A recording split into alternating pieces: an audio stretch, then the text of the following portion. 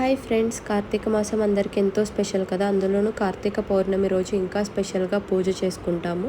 వీలైతే గుడికి వెళ్ళి దీపం పెడితే చాలా మంచిది. అలా కుదరినప్పుడు ఇంట్లోనే తులసి చెట్టు దగ్గర చక్కగా క్లీన్ చేసుకొని బియ్యం పిండితో ఇలా ముగ్గు వేసుకొని దాన్ని పసుపు కుంకంతో అలంకరించుకొని పూజ చేసుకోవచ్చు. ఆ తర్వాత ముందుగా గౌరీదేవిని చేసి మనం పెట్టుకొని తాంబూలాన్ని సమర్పించుకోవాలి.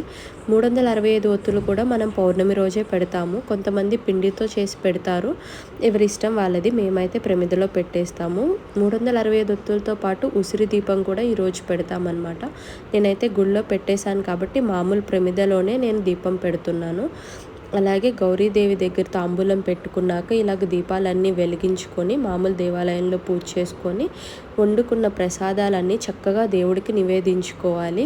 అన్నీ అలాగ దేవుడికి నివేదించుకున్నాక మనం చంద్రుడిని కనిపించేలాగా మనం పూజ చేసుకుంటాం అన్నమాట. పూజ చేసుకున్నాక చంద్రుడిని చూడాలి.